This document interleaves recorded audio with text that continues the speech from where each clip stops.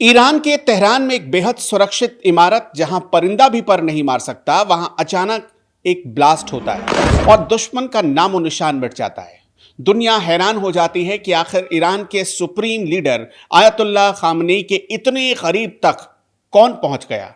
दुनिया के नक्शे पर एक ऐसा छोटा सा देश है जिसका वजूद मिटाने के लिए उसके पड़ोसियों ने कसम खाई हुई है। चारों तरफ से दुश्मनों से घिरे इस मुल्क के पास खोने के लिए कुछ नहीं था, लेकिन बचने के लिए सिर्फ एक रास्ता था और वो था हमला। कल्पना कीजिए एक ऐसी काली छाया या परछाई जो 7 समंदर पार बैठे दुश्मन के बेडरूम तक पहुंच जाती है।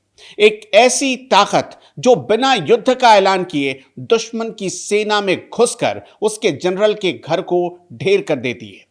दुनिया की बड़ी से बड़ी सरकारें जब हार मान लेती हैं और जब बातचीत के सारे रास्ते बंद हो जाते हैं, तब इस खास टोली को याद किया जाता है।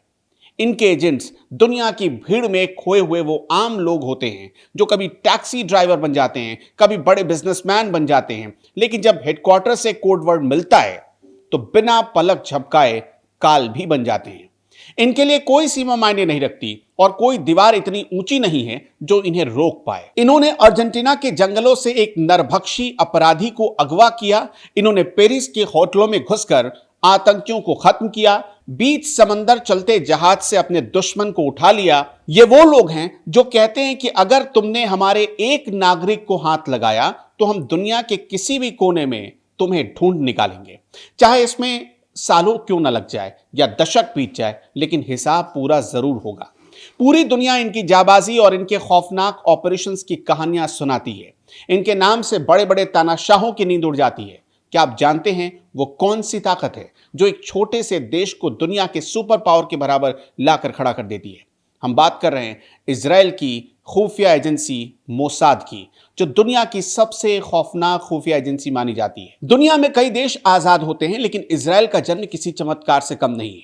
14 मई 1948 को जैसे ही इजराइल की आजादी का ऐलान हुआ था, उसके ठीक अगले दिन यानी 15 तारीख को ही 5 पड़ोसी मुल्क अरब देशों ने मिलकर उस पर हमला कर दिया। इसमें मिस्र, सीरिया, जॉर्डन, लेबनान और इराक ने एक साथ हमला किया था। अब आप सोचेंगे कि हमला तो बहुत देशों पर होता है, फिर मोसाद बना कैसे, क्यों बना, इरादा क्या था? इसके 3 बड़े कारण थे। जीरो मार्जिन की लड़ाई, बाकी देशों के पास हारने के बाद समझौता करने की गुंजाइश होती है, लेकिन इजराइल के पास यह ऑप्शन नहीं था। इजराइल के पहले प्रधानमंत्री डेविड बेन गुरियन जानते थे कि अगर इजराइल एक भी जंग हार गया तो देश का नामो निशान मिट जाएगा। उससे भी ज्यादा इस बात की चिंता ज्यादा थी कि यहूदी जाति हमेशा के लिए खत्म हो जाएगी। उनके पास कोई प्लान भी नहीं था, या तो जीतना था या मरना था। दूसरी वजह, इजराइल के पास ना तो बड़ी जमीन थी और नहीं बड़ी आबादी। दुश्मन करोड़ों में थे और इजराइल के पास मुट्ठी भर लोग थे।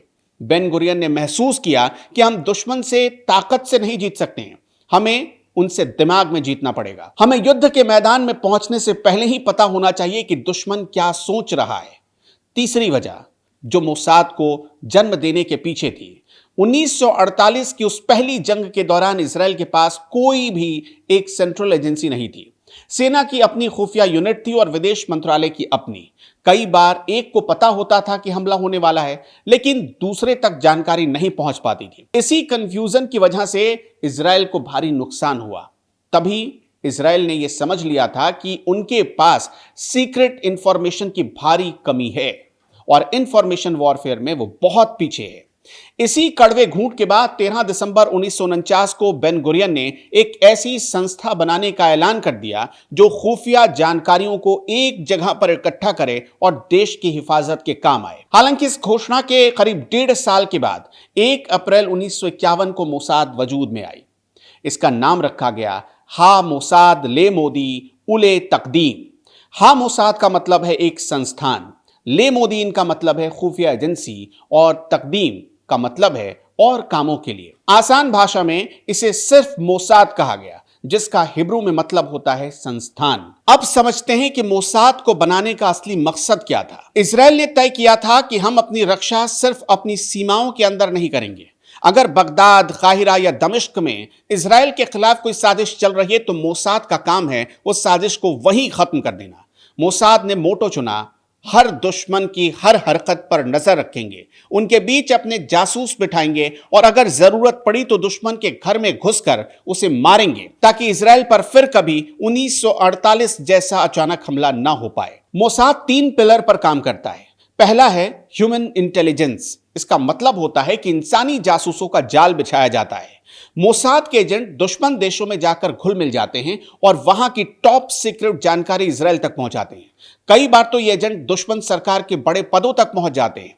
दूसरा पिलर है स्पेशल ऑपरेशंस। इसमें किलिंग और किडनैपिंग जैसे मिशन आते हैं। अगर कोई आतंकी या दुश्मन इजराइल के लिए बड़ा खतरा बन जाता है तो मोसाद उसे खत्म करने के लिए स्पेशल टीम भेजती है। यह टीम इतनी सफाई से काम करती है कि कई बार तो पुलिस को पता भी नहीं चलता कि कत्ल हुआ है या कोई एक्सीडेंट हुआ है। तीसरा पिलर साइकोलॉजिकल वॉरफेयर। मोसाद का मानना है कि दुश्मन को सिर्फ गोली से मत मारो बल्कि डर से भी मारा जा सकता है। वो दुश्मन के बीच ऐसी अफवाहों और डर को पैदा कर देते हैं कि वो आपस में ही लड़ने लगते हैं। मोसाद के मुश्किल ऑपरेशंस में से एक ऑपरेशन साल 1976 में हुआ। 27 जून 1976 की सुबह करीब 9 बजे की घटना, जब इजराइल के बेन गुरियन एयरपोर्ट पर एयर फ्रांस की फ्लाइट AF139 पेरिस के लिए टेक ऑफ करती है। इसमें 246 से ज्यादा पैसेंजर्स थे, जिसमें ज्यादातर यहूदी थे। एयर फ्रांस की एक फ्लाइट तेल अवीव से पेरिस के लिए निकलती है, लेकिन रास्ते में कुछ आतंकी उस प्लेन को हाईजैक कर लेते हैं और उसे युगांडा के एंटेबे एयरपोर्ट ले जाते हैं। वहां का सनकी तानाशाह ईदी अमीन उन आतंकियों का साथ दे रहा था। आतंकियों ने मांग रखी कि उनके साथियों को जेल से छोड़ दो, वरना 100 से ज्यादा इजरायली पैसेंजर्स को मार देंगे। दुनिया को लगा इजराइल इस बार हार मान लेगा, क्योंकि युगांडा इजराइल से 4000 किलोमीटर दूर था। इतनी दूर जाकर हमला करना लगभग नामुमकिन था, लेकिन मोसाद ने हार नहीं मानी। उन्होंने उन यात्रियों का इंटरव्यू किया जिन्हें आतंकियों ने छोड़ दिया था। एक एक बारीक जानकारी उस इंटरव्यू से निकाली गई, जैसे आतंकी कैसे दिखते थे, क्या पहन रखा था, कौन से कॉर्नर पर खड़े थे। सारी बारीक जानकारियां इकट्ठी की गई। यहां तक कि यह भी पूछा गया कि उन आतंकियों के पास किस तरह की बंदूकें हैं। तभी मोसाद को पता चला कि जिस एयरपोर्ट पर प्लेन खड़ा है उसे एक इजरायली कंपनी ने बनाया है। रातों रात उस कंपनी के इंजीनियर्स को बुलाकर एयरपोर्ट का एक नक्शा निकाला गया। मोसाद के कमांडो ने इजराइल के अंदर ही उस एयरपोर्ट का पुतला बनाया और वहां ट्रेनिंग शुरू की। लेकिन सबसे बड़ी चुनौती थी एयरपोर्ट के अंदर घुसना। मोसाद ने एक गजब का दिमाग लगाया। उसने पता किया कि युगांडा का राष्ट्रपति ईदी अमीन हमेशा एक काली मर्सिडीज कार में चलता है। मोसाद ने भी वैसी ही काली मर्सिडीज का इंतजाम किया और इजरायली कमांडो उसमें बैठकर प्लेन के नीचे उतर गए। युगांडा के गार्ड्स को लगा कि उनका राष्ट्रपति आया है और उन्होंने रास्ता दे दिया। सिर्फ 53 मिनट के भीतर इजरायली कमांडो ने सभी आतंकियों को ढेर कर दिया और अपने नागरिकों को सुरक्षित बचा लिया। इस मिशन में सिर्फ एक इजरायली कमांडो शहीद हुआ था, जिसका नाम था योनी नेतन्याहू। इस एक ऑपरेशन ने पूरी दुनिया को बता दिया कि मोसाद अपने दुश्मनों को पाताल से भी ढूंढ कर निकाल लेगा। मगर अफसोस कि इस ऑपरेशन की शुरुआत में एक गोली योनी नेतन्याहू को लग गई और वो शहीद हो गए। लेकिन मोसाद की ट्रेनिंग ऐसी है कि लीडर गिरने के बाद मिशन रुका नहीं। कमांडो ने एक एक कमरे में घुसकर सारे 7 हाईजैकर्स को मार गिराया और 45 युगांडा सैनिकों को भी ढेर कर दिया गया। इतना ही नहीं, इजरायली कमांडो ने एयरपोर्ट पर खड़े युगांडा के 11 मिग फाइटर जेट्स को लाइन लगाकर बम से उड़ा डाला, ताकि वापसी में युगांडा की एयरफोर्स उनका पीछा न कर पाए। सिर्फ 53 मिनट के भीतर पूरा एयरपोर्ट इजराइल के कंट्रोल में था। 102 बंधकों को सुरक्षित प्लेन में बिठाया गया और केन्या में रिफ्यूलिंग करके वापस इजराइल लाया गया। मोसाद बाकी दुनिया की खुफिया एजेंसियों से बिल्कुल अलग है। इनका सीधा सा फंडा है, बातचीत अपनी जगह है लेकिन कार्रवाई अपनी जगह। ये कभी भी सिर्फ बातचीत के भरोसे नहीं बैठते हैं। मोसाद का स्ट्रक्चर बहुत छोटा है लेकिन बहुत तेज है। दूसरे जब तक समझ पाते हैं तब तक मोसाद काम कर चुकी होती है। इजराइल की सेना और सरकार के बीच इतना जबरदस्त तालमेल है कि किसी भी बड़े संकट के समय ये सब एक दिमाग की तरह काम करते हैं। जब भी कोई मिशन तय होता है तो मोसाद की एक फास्ट इंटेल टीम बनाई जाती है।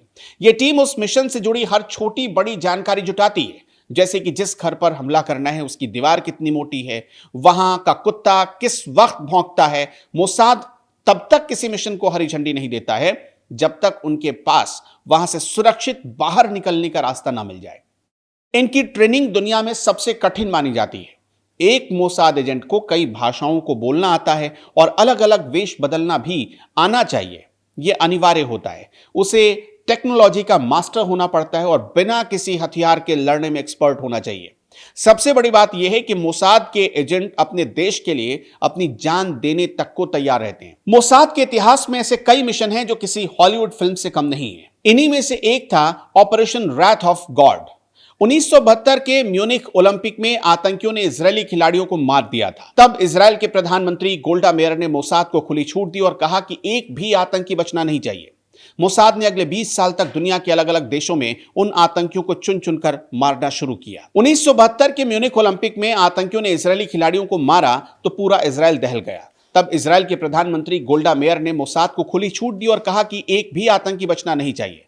मोसाद ने अगले 20 साल तक दुनिया के अलग अलग देशों में घूम घूम कर उन आतंकियों को ढूंढा।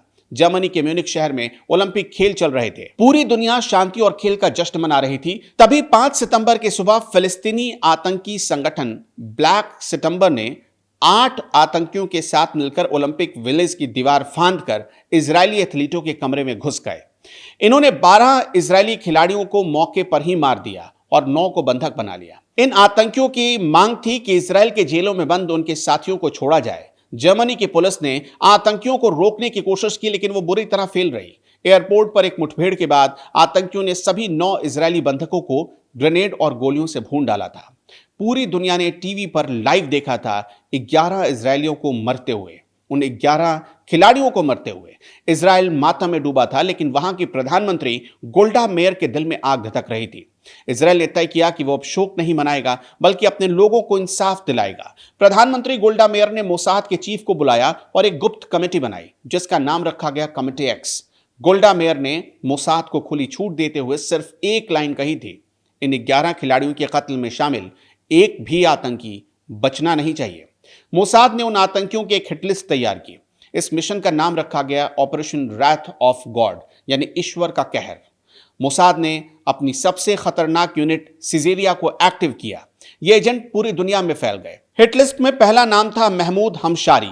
मोसाद के एजेंट ने उसके घर के टेलीफोन के नीचे बम फिट कर दिया। जैसे ही उसने फोन उठाया, मोसाद के एजेंट ने सिग्नल भेजकर धमाका कर दिया। रोम में अक्टूबर 1972 में ट्रांसलेटर वाइल ज्वेटर वहीं छिपकर रह रहा था, जिसने इजरायली खिलाड़ियों को मारने में भूमिका निभाई थी। उसे उसके घर की लॉबी में 11 गोलियां मारी गई, हर एक शहीद खिलाड़ी के लिए एक गोली। इसी तरह साइप्रस में छिपे एक आतंकी के होटल में बिस्तर के नीचे बम लगा दिया गया। जब वो सोने गया तो रिमोट से धमाका कर दिया गया। मोसाद आतंकियों को उनके घर में घुसकर मार रहा था। कहीं फोन फट रहे थे, कहीं चलती कारें धुआं हो जा रही थी। आतंकियों के बीच खौफ इतना बढ़ गया था कि वो अपनी परछाई से भी डरने लगे थे। फिर आया ऑपरेशन स्प्रिंग ऑफ यूथ, जिसमें बारी थी लेबनान में घुसकर हमला करने की। 1973 में मोसाद को पता चला 3 बड़े आतंकी लीडर लेबनान की राजधानी बेरूत में सुरक्षित घरों में छिपे हुए हैं। मोसाद ने अपनी स्पेशल फोर्स सायरेत मत्कल के साथ मिलकर हमला कर दिया। मजेदार बात यह थी कि इस टीम के कमांडो औरतों के कपड़े पहनकर बेरूत के समंदर के तट पर उतरे थे, ताकि किसी को शक न हो सके। उन्होंने चंद मिनटों में ही आतंकियों के हेडक्वार्टर को तबाह कर दिया और वापस इजरायल भी लौट गए। अब बारी थी यहूदी खिलाड़ियों की हत्या करने वाले सबसे बड़े आतंकी को मिट्टी में मिलाने की। इस लिस्ट में सबसे बड़ा नाम था अली हसन सलामेह, जिसे रेड प्रिंस कहा जाता था। वो म्यूनिख हमले का मास्टरमाइंड था। मोसाद ने उसे मारने की कई कोशिशें की। एक बार तो गलती से नॉर्वे में मोसाद ने एक बेगुनाह वेटर को सलामेह समझकर मार दिया था, जिसकी वजह से पूरी दुनिया में मोसाद की बहुत बदनामी हुई। उनके कई एजेंट जेल चले गए, लेकिन मोसाद ने हार नहीं मानी। 1979 में, यानी हमले के 7 साल बाद, एक महिला मोसाद एजेंट ने बेरूत में सलामेह के घर के पास उससे दोस्ती बढ़ाई, उसकी दिनचर्या नोट की। एक दिन जब सलामेह अपनी कार से निकल रहा था, मोसाद ने सड़क के किनारे खड़ी कार में 100 किलो विस्फोटक रखा। रेड प्रिंस वहीं ढेर हो गया। मोसाद की सबसे खतरनाक ऑपरेशन का एक और मशहूर किस्सा है एली कोहेन का। वो मोसाद के एक छोटे जासूस थे जो सीरिया की सरकार में इतने ऊंचे लेवल तक पहुंच गए थे कि उन्हें वहां का रक्षा मंत्री बनाने की तैयारी चल रही थी। उन्होंने सीरिया के सैन्य ठिकानों की ऐसी जानकारी दी जिसकी वजह से इजराइल ने सिर्फ 6 दिन के भीतर ही जंग में अपने दुश्मनों को हरा दिया। मोसाद सिर्फ इंसानों को नहीं मारता, वो साइबर वॉर में भी माहिर होता है। कहा जाता है कि ईरान के न्यूक्लियर प्लांट को तबाह करने के लिए मोसाद ने एक ऐसा कंप्यूटर वायरस बनाया था जिसने बिना किसी धमाके के ईरान की मशीनों को खुद ही खराब कर दिया। दुनिया में यह कहा जाता है कि मोसाद को हराना संभव नहीं है। क्या सचमुच ऐसा है कि मोसाद कभी फेल नहीं होता? ऐसा नहीं है। मोसाद ने भी इतिहास में कई गलतियां की हैं। कभी कभी उनके एजेंट पकड़े भी गए और कभी कभी गलत लोगों पर हमला भी हुआ है। लेकिन मोसाद की सबसे बड़ी ताकत कि वो अपनी गलतियों से बहुत जल्दी सीख जाते हैं। आज के दौर में जब दुनिया बदल रही है तो मोसाद भी बदल चुका है। अब वो सिर्फ बंदूक और जासूसों के भरोसे नहीं है, बल्कि अब वो आर्टिफिशियल इंटेलिजेंस और सैटेलाइट का भी इस्तेमाल करते हैं, जैसे पेजर धमाका। लेकिन उनका मकसद आज भी वही है जो 1951 में था, और वो है इजराइल की सुरक्षा। ईरान के मामले में भी यही हुआ। मोसाद ने ईरान के भीतर ही IRGC में ही अपने खुफिया एजेंट्स तैनात कर दिए थे जो ईरानी सेना से जुड़े हुए थे। ईरान के मामले में मोसाद ने इसी अंदाज में काम किया। ईरान के सुप्रीम लीडर अयातुल्लाह खामनेई की सटीक लोकेशन निकालने के लिए मोसाद ने उनके सबसे भरोसे सुरक्षा घेरे IRGC के अंदर अपने मोल्स तैनात कर दिए थे। आर्टिफिशियल इंटेलिजेंस और हाईटेक ड्रोन्स की मदद से खामनेई के हर काफिले और उनके बॉडीगार्ड्स के चेहरे को 24 घंटे तक ट्रैक किया गया। मोसाद की साइबर यूनिट ने खामनेई के करीबियों के सबसे सुरक्षित और एन्क्रिप्टेड सैटेलाइट फोन को हैक किए और उनकी अगली मूवमेंट की जानकारी पहले ही हासिल कर ली। नैनो ड्रोन और कचरा उठाने वाली गाड़ियों में छिपे सेंसर्स के जरिए उनके गुप्त बंकरों का एक एक इंच का 3D मैप तैयार किया गया और आखिरकार ईरान के रडार सिस्टम को चंद पलों में अंधा करके मोसाद ने साबित कर दिया कि खामनेई का सबसे सुरक्षित ठिकाना भी अब उनके निशाने पर है। मोसाद की कहानी हमें सिखाती है कि जब सर्वाइवल की बात आती है तो एक छोटा सा देश भी अपनी बुद्धिमानी और साहस से पूरी दुनिया को चुनौती दे सकता है। मोसाद सिर्फ एक एजेंसी नहीं है, बल्कि इजराइल के लोगों का एक भरोसा है जो उन्हें यह एहसास कराता रहता है कि चाहे दुनिया कभी भी किसी संकट में क्यों ना आ जाए, उनका देश उन्हें हर हाल में जरूर बचाएगा। मोसाद की इस कहानी से भारत को क्या सीखना चाहिए, हमें कमेंट बॉक्स में जरूर बताइएगा।